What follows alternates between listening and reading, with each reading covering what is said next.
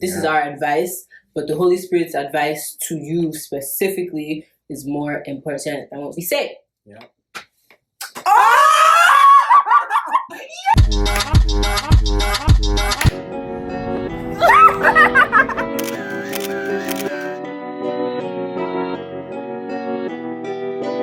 Perfect.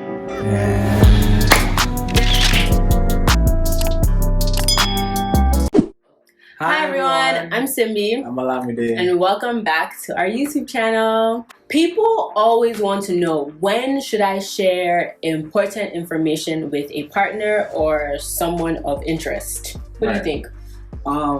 That's an interesting question. I think that's something that people always tend to ask. We've agreed, that it's good to share information, important information that you think could sway someone's decision as to whether they want to keep going, or not, or grow with you or not. And the reason is, when you date, you're just seeing if you want to be with him or her or not, and you should leave room for them to choose, to make that decision, to make an informed decision. So because of that, we think it's best to share such information when you're talking, like before you make things official. When as a guy, at least, for the guys most especially, when you start to think, all right, cool, it's time, to make this thing official. I think this is the person I want to, settle down with. Yeah. And when we're talking about official, we're talking about boyfriend and girlfriend, not engagement. Yep. So, I think those kind of conversations need to be had before you make things official, as in boyfriend and girlfriend. Yep. Things that you should share are things that you think, like, oh, if I share this person might not want to be with me. That is a huge flag that, like, hey, you should share, because that leaves them room to choose. Right. You don't want them finding. It's like, if I feel like Simbi will find this out from somebody else. If Simbi finds this out from somebody else, it's going to be a disaster. Then that's a good indicator that I need to share that with Simbi. I think that's a good way of measuring how to know, right? How to know whether to share, if something is important enough to share or not. So like, you have to be the first to share it with him or her, right? Before, like, an ex does, or they hear it on a friend does, or they see it on the internet, like those things. So a few things that we think should be shared, and the reasons why are: number one, sexual history. That's key, because again, as Simbi said, you don't want some ex showing up, talking about, oh, did you know this and did you know that? That's all recipe for disaster. Like, hey, I'm his ex. You'd be like, wait, who that? Right, exactly. And it's like, we never talked about that. You never told me this. So, and I think something to emphasize is transparency. Like, you have to be transparent, because again, as we mentioned, like, I don't think you want your partner to be finding something out after you've engaged. After you're emotionally tied and invested, and it feels like there's no turning back at this point. It's like, why didn't you tell me this a year ago? Why didn't you tell me this 2 years ago? Why am I finding this out now? So transparency, as you mentioned, can you explain what transparency is versus honesty? And I think we've talked about this in a previous video on our Instagram or something. But for us, transparency is telling the truth without being asked, right? And honesty is telling the truth when you are asked. So being transparent means I'll go to Simbi, right, knowing that this is the history I've had, and this is this is what I've done in the past, and I know that might sway Simbi's decision as to whether she wants to continue to grow with me or not. And I go to her and say, yo, this is what I did, and this is what happened with me. And the truth of the matter is, if Simbi doesn't have that understanding that God has redeemed me and I'm a changed man, and my life is all about Christ now, then that means Simbi is not for me. And that's okay. And that's perfectly okay. We make this harder than it should be. You know, like share who you are honestly, transparently, and let the other person see who you are and choose. Like all this extra. Like there's no time for games. Honestly, like we didn't play games. We were like, this is who I am, this is who I've been with, these are the things I've experienced with them. Like this is me. It'll be painful, but like it's like it's not cute. It's like you know, it's not something that I'll be joyful and jumping about. But the beauty in it is that, you know, when I share things transparently with you and you do the same, it builds trust. Exactly. It helps build trust. Exactly. It helps build a safety environment where we can share talk about difficult things. You know, obviously these things should not be shared on the first date, but like once you're comfortable enough and like you see, okay, like I know you enough to like want to move on. Anyway, I think we've like made that clear, like the when or an idea of when. And you know, obviously for people it might be different, as you said.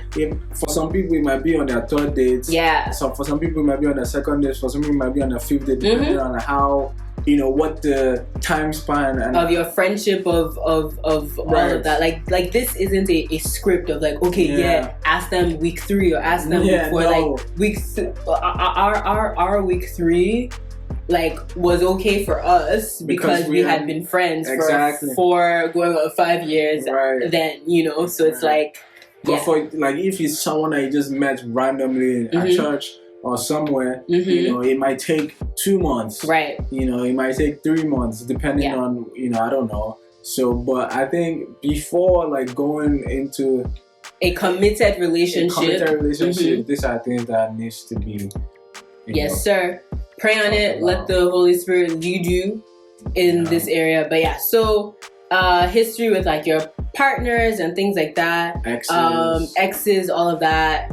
Other things we think you should be sharing are your credit score. We definitely talked about that. For us, that was okay. Because I think that should be okay with anybody, because again, if you are going to a committed relationship, the end goal should be marriage. Right? You shouldn't be dating just to date, to waste time, right? So if the end goal is marriage, we are building something, right? And you know, sharing credit score is just one step closer to the end goal. It's like that helps build trust. It's like, okay, this is where you're at, this is where I'm at. Okay, cool. If you already have a good credit score, then that's perfect. That's great. I don't like there's no need to go deeper into that. Or there may be, because it isn't just the score, it's also the history. Like, so are there loans I think you should take on? Are there accounts I think you should, like, things like that, because we're building, and like knowing,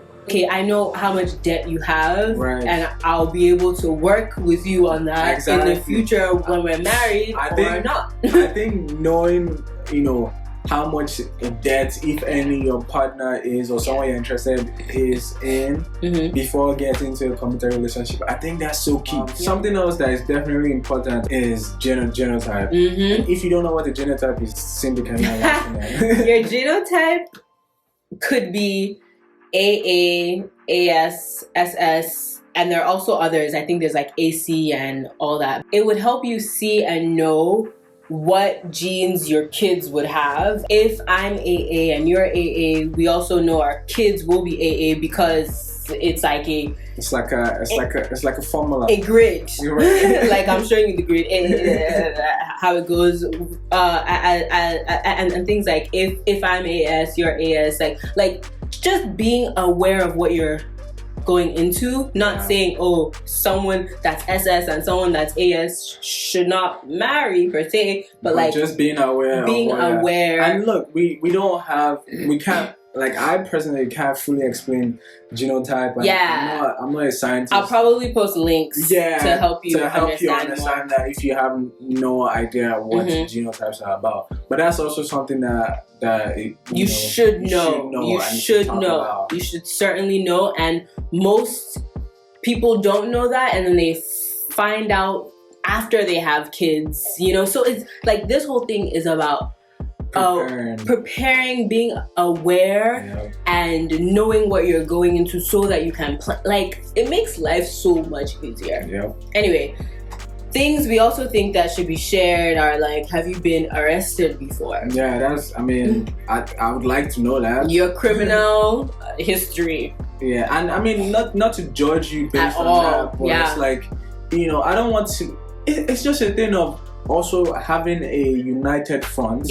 Because if we're out tomorrow, you know, and someone brings that up, I could be like, yeah, cool, yeah, so what? Right, you know? exactly. But if someone comes to me tomorrow and it's like, oh, so person, did you know? I'm like, whoa, I didn't know that. You know, also to, you know, understand, okay, like if you're looking for jobs, understanding that it might be, you know, a lot more difficult for you and things like that. Just understanding, you know, those kind of things, not to judge you at all. And if somebody is, that just shows that is not the person for you. Something else that we think is also important to talk about is family structure. What your family looks like. You know, do you have 2 brothers? Do you have 1 sister? What's it like? You know, I think that's important to know, just to understand, you know, what kind of background you had. And not to judge you on that, but just to have an understanding of how to relate with you and, you know, get a better understanding of where you're from. Where you come from. That is your history. Right. And it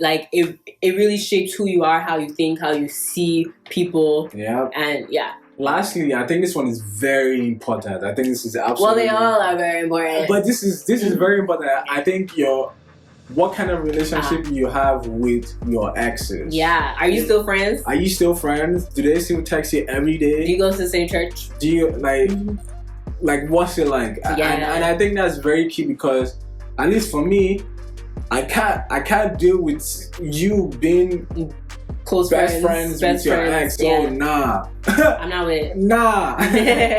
That's not gonna happen, bro. You know, so and, you know, obviously, like, people are different. People might be okay with certain things. I'm not okay with you being best friends and all cool and texting every day with your ex. That's not gonna fly with me. You know, so, but I think that's something that you definitely want to talk about. 105%. And to wrap this up, you know, we think it's very important to talk about these things, because you want to start off on the right foot. You know, you want to come and create a safe space where both of you can be transparent and build trust, because building trust takes time. And honestly, what's the best way to build trust than to talk about difficult things? Be vulnerable.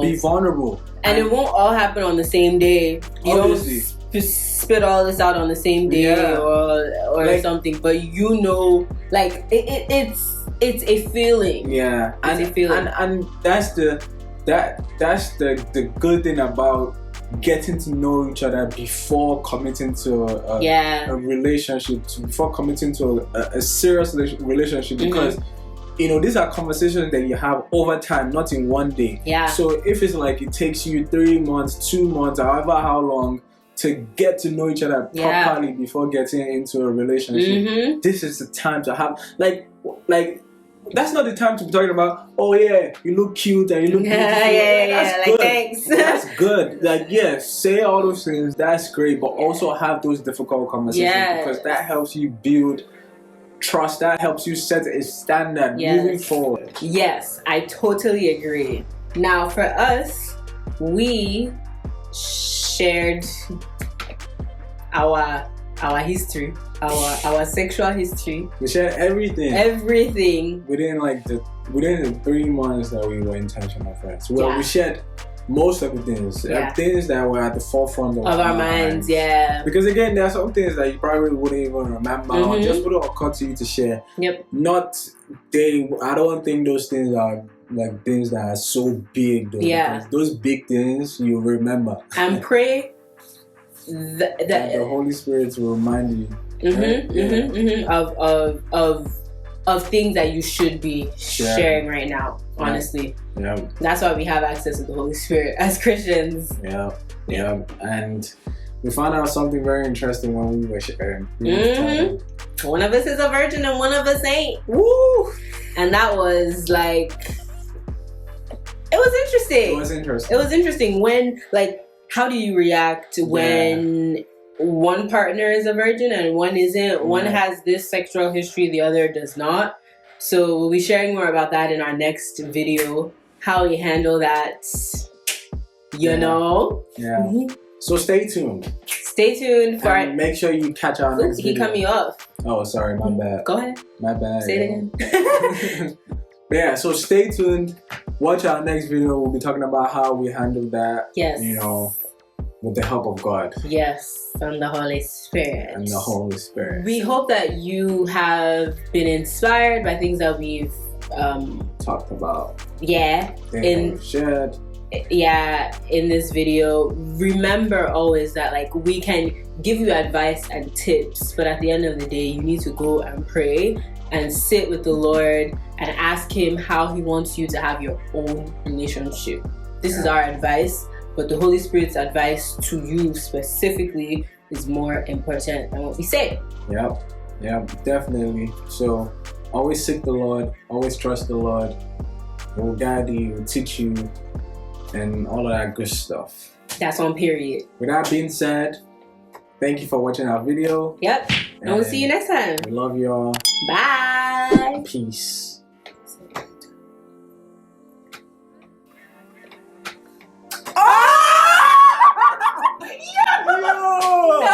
No, there's no way.